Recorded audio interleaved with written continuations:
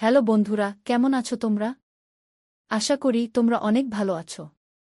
শুধু তোমাদের আনন্দ দেওয়ার জন্য অনেক কষ্ট করে আবারও একটি নতুন গল্প নিয়ে এলাম। আজকের গল্পটি খুবই চমৎকার হতে চলেছে। আমি শতভাগ গ্যারান্টি দিয়ে বলতে পারি, গল্পটি শেষ পর্যন্ত শুনলে তোমাদের রোমাঞ্চিত করে তুলবে। তাই অনুরোধ রইল ভিডিওটা শুরু থেকে শেষ পর্যন্ত দেখার। তাহলে আর দেরি না করে সরাসরি ঘটনায় চলে যাই। কাকিমা বৌদিকে খুঁজতে গোদাম ঘরে চলে এসেছে, আর তখন আমি বৌদির কাছে আছি। কাঠের ফাঁক দিয়ে দেখতে পেলাম কাকিমা এদিক ওদিক বৌদিকে খুঁজল। তারপর বৌদিকে না পেয়ে বেরিয়ে গেল। কাকিমার পায়ের আওয়াজ মিলিয়ে গেল, আর তখন বৌদি বলল, দেখেছ ঠাকুরপো, আর একটু হলেই ধরা পড়ে যেতাম। ধরা পড়লে কি কেলেঙ্কারি হতো বুঝতে পারছ? সত্যি বলতে আমিও ভীষণ ভয় পেয়ে গিয়েছিলাম গু। তবুও বৌদিকে সাহস দিয়ে বললাম, কি যে বলো বৌদি, আমরা যে জায়গায় আছি সেখানে কাকিমার বাপ এলেও আমাদের খুঁজে পেত না। এখন তুমি তাড়াতাড়ি বাড়ি ফিরে যাও, আর আমি কিছুক্ষণ পরে আসছি। বৌদি কাপড় আর চুল ঠিক করে গোদাম ঘর থেকে বেরিয়ে গেল। তার চলে যাওয়ার পর আমি গোদাম ঘরটা আরেকটু ভালো করে পর্যবেক্ষণ করলাম। রান্নার কাঠের পাশে অনেক পুরাতন জিনিস রয়েছে। এই গোদাম ঘরে একটা ভাঙা খাটও দেখতে পেলাম, যা এক কোণায় পড়েছিল। খাটটা মাটিতে নামিয়ে তার অবস্থা দেখার চেষ্টা করলাম। কন্ডিশন ভালো না হলেও কাজ চালানোর মতো ঠিকঠাক আছে। আমি ঠিক করলাম এই গোদাম ঘরেই মাকে নিয়ে এসে আমার স্বপ্ন পূরণ করব। আজ ছোট কাকির নাকের ডগায় বৌদিকে নিয়ে এলাম, অথচ কাকিমা কিছুই বুঝতে পারল না। এর চাইতে নিরাপদ জায়গা আর হতে পারে না। এখন যেভাবেই হোক মাকে এখানে নিয়ে আসতে হবে। বৌদি চলে যাওয়ার 1 মিনিট পর আমি বাড়িতে ঢুকলাম। এই সময়টা বাড়ির সামনের রাস্তা দিয়ে হাঁটাহাঁটি করলাম। আসলে তাড়াহুড়ো করে মনের চাওয়া পূরণ হল না। সকালে স্নানের সময় মাকে দেখার পর থেকেই যেন একটা ঘোরের মধ্যে ছিলাম। মা ছেলের স্বাভাবিক সম্পর্ক বারবার ভুলে যাচ্ছিলাম। পূজনীয় মাকে এক অপ্সরা নারী ছাড়া আর কিছুই ভাবতে পারছিলাম না। নিজেকে থামানোর শত চেষ্টা করেও যেন ব্যর্থ হচ্ছিলাম বারবার। আজ সকালে বটকাকার কিছু অতিথি আসার কথা ছিল। সকাল পেরিয়ে দুপুর হলেও তাদের কোনো খবর নেই।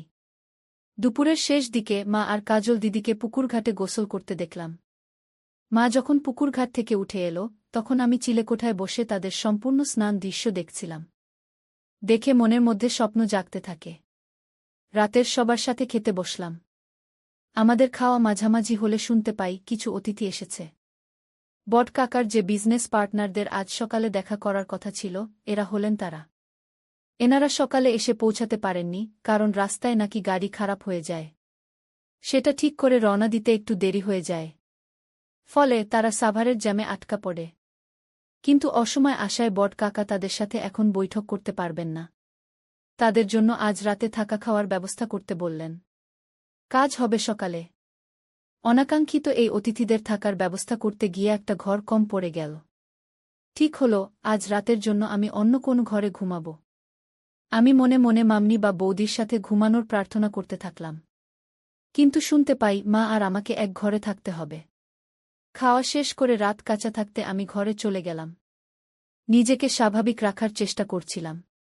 কোনোভাবেই নিজের ভেতর ওসব জাগতে দিতে চাচ্ছিলাম না। মায়ের সাথে আগে অনেক থেকেছি, ঘুমিয়েছি অনেক রাত। তবে আজ রাতের ব্যাপার আলাদা। জ্বরের রাতের পর থেকে কিছু একটা বদলে গেছে আমার ভেতরে। স্বাভাবিক সম্পর্ক চিন্তা করতে পারছি না। কেন যেন মা হাতের কাজ শেষ করে ঘণ্টাখানিক পর ঘরে আসল। আমি মোবাইল ঘাঁটছিলাম। মা এসে কাপড় নিয়ে বাথরুমে চলে গেল। কিছুক্ষণ পর একটা নতুন শাড়ি পরে বের হল। মায়ের এই রূপ দেখে আমার নিজের উপর নিয়ন্ত্রণ রাখা আরও কঠিন হয়ে পড়ে।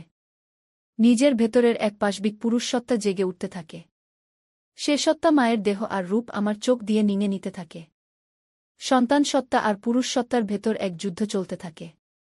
আমার হাতে মোবাইল দেখে মা বলল, রাত জেগে আর মোবাইলে দেখি না, ঘুমিয়ে পড়ো। নতুন শাড়িতে মাকে অসম্ভব সুন্দরী লাগছিল। কিন্তু এসময় শাড়ি বদলানোর কারণ বুঝতে না পেরে মাকে প্রশ্ন করি, এসময় শাড়ি বদলাতে গেলে যে আর বলিস না, তোর বট কাকি খাল বাসন ধুতে গিয়ে শাড়িতে তরকারি ফেলে দিল। ওই শাড়ি তো আর পরে থাকতে পারি না। এই শাড়িতে তোমাকে অনেক সুন্দর লাগছে মা। গিও মা, তাই নাকি? এটা তো অনেক পুরাতন শাড়ি। শাড়িটা কে পরেছে দেখতে হবে না? আমার মা তো বিশ্বের সেরা সুন্দরী। তোমাকে সব কাপড়েই সুন্দর লাগে মা। পাশে এসে বসল। আজ হঠাৎ মাকে এত সুন্দরী লাগছে কেন? কোনো মতলব আছে নাকি? মতলব আছে, এবং সেটা খুব ঘৃণিত। আমি পেটের কথা পেটে রেখে বললাম, কি মতলব থাকতে পারে? তুমিই বল। সেটা তুই ভালো জানিস বাপু। দেখি আমাকে শুতে দে। সারাদিন হাট ভাঙা খাটুনি গেছে। হ্যাঁ, সে তো হবেই। বাড়িতে যতজন লোক, সবার জন্য রান্নার কাজ করতেই তো বেলা শেষ হয়ে যায়। চাকরের কি দরকার? নিজেরাই তো সব কাজ নিতে পারি। হ্যাঁ, তাই তো। বউগুলোকে বিনে পয়সায় চাকরের মতো খাটাতে পারলে তো কাকাদের লাভই। তুই কাকাদের উপর খেপলি কেন রে? খেপলাম কোথায়? তোমার পা টিপে দেব মা। ও মা, আমার ছেলের সুমতি হল দেখছি। এই তুই সত্যি করে মতলবটা বলতো। আহমা, তুমি তখন থেকে কি মতলব শুরু করলে? বলতো, বলা নেই কওয়া নেই, আমাকে সুন্দরী বলছিস। হুট করে আমার সেবা করতে চাচ্ছিস। ব্যাপারটা কি? ব্যাপার কিছু না। আমি জ্বরে পড়লে তুমি সেবা করেছিলে। সেখানে তোমার কি মতলব ছিল বল শুনি? ও মতলব থাকবে কেন? তুই আমার ছেলে। তোর অসুখের সেবা করব না আমি? তুই ছাড়া আমার আলাপন কে আছে? আমিও তো তাই বলছি। তুমি ছাড়া আমার আলাপন কে আছে? তোমাকে যে অসম্ভব ভালোবাসি মা। ইমোশনাল হয়ে পড়ে আমার কথা শুনে আমাকে জড়িয়ে ধরে কাঁদতে শুরু করে। মায়ের ছোঁয়া পেয়ে এসময় পরাজিত হয় আমার সন্তান সত্তা। তখন আমি এক অন্য আমি হয়ে যাই। তীব্র লালসায় মাকে ধরি। কিছুক্ষণ পর মা আমাকে ছেড়ে দিয়ে আমার কপালে হামি দিল। মায়ের চোখে কান্নার জল। আমি হাত দিয়ে মায়ের চোখের পানি মুছে দেই। মাকে বলি, তোমার জন্য আমি আছি মা। তোমার কোনো ভয় নেই, কোনো দুঃখ নেই। তোমার সব চাওয়া পাওয়া আমি পূরণ করে দেব। মা হাসার চেষ্টা করে বলল, আমার ছেলে দেখি বড় হয়ে গেছে। মায়ের দুঃখ কষ্ট বুঝতে শিখেছে। কিন্তু আমার কোনো ভয় নেই, দুঃখ নেই। আর নতুন করে চাওয়া পাওয়ারই বাকি থাকতে পারে। আমি গম্ভীর হয়ে মায়ের হাত ধরে বললাম, তুমি সবসময় মানিয়ে নিয়েছ বাবা। তোমার প্রতিদিনের পর দিন যে অবিচার করেছে তা আর কেউ না জানুক, আমি জানি।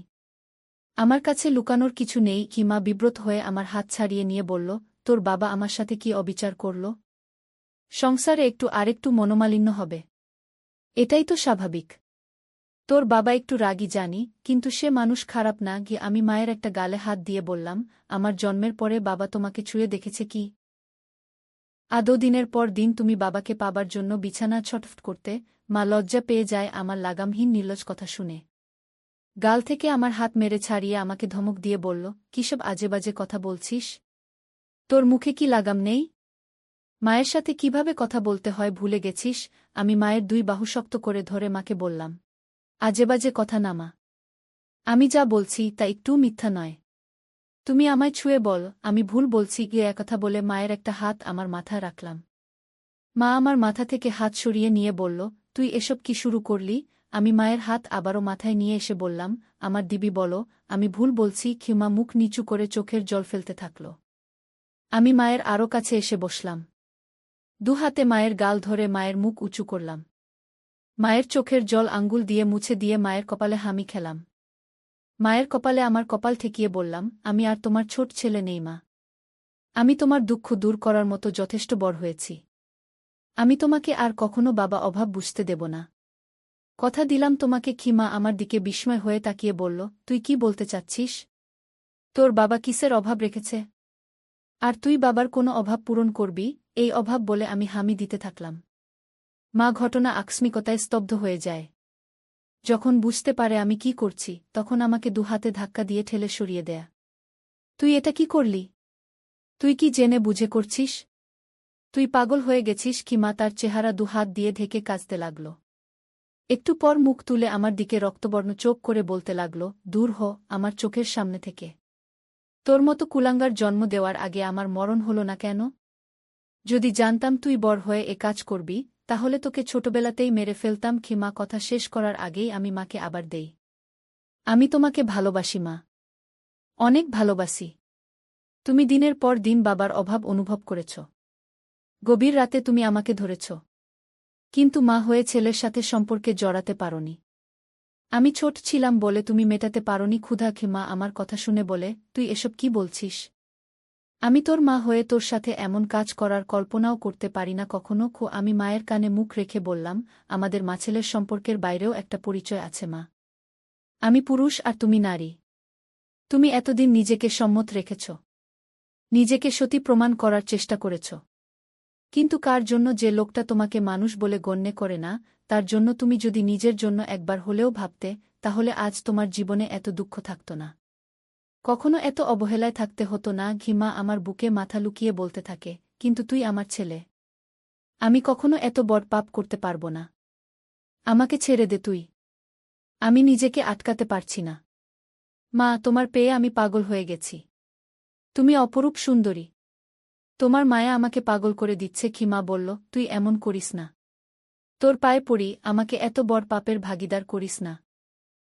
আমি তোর বিয়ের ব্যবস্থা করে দিলাম। আমি হাত বুলাতে লাগলাম। সমাজ, সংসার, ধর্মের ভয়ে এই নিষিদ্ধ সম্পর্কে জড়ানো থেকে মন প্রাণ দিয়ে নিজেকে আটকাতে চাইছে মা। কিন্তু আমি জানি, ক্ষুধার কাছে মনের বাধা এক অনুপরিমাণ বাধা দিতে পারবে না। মাকে সবসময় পূজনী দেবীর সাথে তুলনা করে এসেছি। আজ এই দেবীর সাথে এমন ঘৃণিত কাজ করতে আমার বিবেকেও বাধছে। কিন্তু ওই যে ক্ষুধার কাছে পরাজয় হয়েছে বিবেকের। মা চোখ বন্ধ করে আছে, চোখে পানির রেখা ছাপ ফেলে গেছে। মায়ের নাকের ফুল ঘন ঘন ছোটবড় হচ্ছে। আমি মায়ের চিবুক ধরে মুখ উঁচু করে ধরলাম। মা চোখ খুলল না, ঘন ঘন নিঃশ্বাস নিতে থাকল। মায়ের বিছানার পাশের টেবিলে সিঁদুরের কোটা দেখতে পেলাম। এক হাতে কোটাটা তুলে নিলাম। কোটা থেকে সিঁদুর নিয়ে মায়ের ফাঁকা সিথিতে পরিয়ে দিতেই মা চোখ খুলে ফেলে। বাবা, তুই কি করছিস এসব? সিঁদুর পরিয়ে দিলি আমায়। আর কোনো সংকোচ নাই মা, তোমায় সিঁদুর পরিয়ে নিজের বউ করে নিলাম। সিঁদুর পড়ালেই কেউ বউ হয় না। সমাজের সামনে অগ্নিকে সাক্ষী করে 7 পাক ঘুরতে হয়, আজীবন সাথে থাকার প্রতিজ্ঞা করতে হয়। তুই আমাকে নিয়ে যা করতে যাচ্ছিস সেটা পাপ। তোকে বাধা দেবার ক্ষমতা আমার নেই। এ পাপ তুই করিস না বাপ আমার, আমাকে আর অসতী করিস না। আমি শাড়ির আঁচল তুলে মায়ের মাথায় ঘোমটা দিয়ে দিলাম। মার চোখ অশ্রুতে টলটল করছে। আমি মাকে বললাম, তুমি আদর্শ মা, আদর্শ বউ। কিন্তু বাবা তোমার আদর্শ স্বামী হতে পারেনি। যে সমাজ এতদিন তোমাকে উপেক্ষিত করে দেখেছে, আমি মানি না সে সমাজের নিয়ম। ঘরে জ্বলতে থাকা মাটির প্রদীপটা মেঝেতে রাখলাম। মাকে বিছানা থেকে নামিয়ে হাত ধরে প্রদীপের চারপাশে 7 পাক ঘুরলাম। তারপর আমার গলা থেকে স্বর্ণের চেনটা খুলে মায়ের গলায় পরিয়ে দিলাম।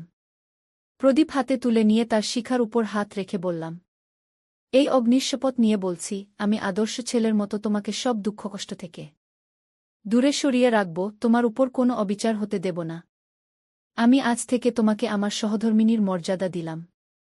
এরপর মাকে বললাম, অগ্নিকে সাক্ষী করে 7 পাক ঘুরে মঙ্গলসূত্র পরিয়ে দিয়েছি, এবার আর কোনো দ্বিধা নয় মা। শাস্ত্রমতে তুমি আজ থেকে আমার বিয়ে করাবো। মায়ের চোখ বেয়ে জল গড়িয়ে পড়তে থাকল। নিজের বিবেকের সাথে মা এখনও সন্ধি করতে পারছে না। আবার ভালোবাসার কাঙ্গালিনী মায়ের প্রতি আমার ভালোবাসাকে ফেলেও দিতে পারছে না। তারপর আমাদের মাঝে শুরু হল। কিছুক্ষণ পর চেয়ে দেখি মায়ের চেহারায় পরিতৃপ্তির ছাপ। আমি মাকে জিজ্ঞেস করলাম, কেমন লাগল মা? মা আমার দিকে ক্ষণিক তাকিয়ে মুখ ঘুরিয়ে নেয়। মা মুখ ঘুরিয়ে ফুপিয়ে কেঁদে ওঠে। তারপর বলল, এ আমি কি করলাম? হায় ভগবান, আমার সর্বনাশ হয়ে গেল। নিজের পেটের ছেলের কাছে ক্ষণিকের সুখের জন্য নিজেকে বেচে দিলাম। ভগবান, আমাকে ক্ষমা করো বলে আমার দিকে পিঠ ফিরে কাঁদতে থাকে। তারপর মা আমাকে বলল, বাবা, তুই ছাড়া আমার এই দুনিয়ায় আপন বলে কেউ নেই। এ সম্পর্কের পর তোর দিকে আমি মুখ তুলে তাকাতে পারব না। আমি একদম একা হয়ে যাব। এমনটা করিস না বাপ। মা, অনেক দূর চলে এসেছি। এখান থেকে পেছালে আমাদের কোনো সম্পর্কই আর স্বাভাবিক থাকবে না। তুমি আমাকে মেনে নাও। দেখবে তোমার আর আমার মাছেলের কোনো কষ্ট থাকবে না। কিন্তু এত পাপ? মা, যা পাপ করার করে ফেলেছি। এখন সম্পর্ক পাপের হলে আমি আজীবন তোমার সাথে এ পাপ করে যাব, কিন্তু তোমাকে ছাড়তে পারব না। ভিডিওটি যদি তোমাদের ভালো লেগে থাকে, তাহলে অবশ্যই সীমা ব্লগ চ্যানেলটি সাবস্ক্রাইব করে রাখবে।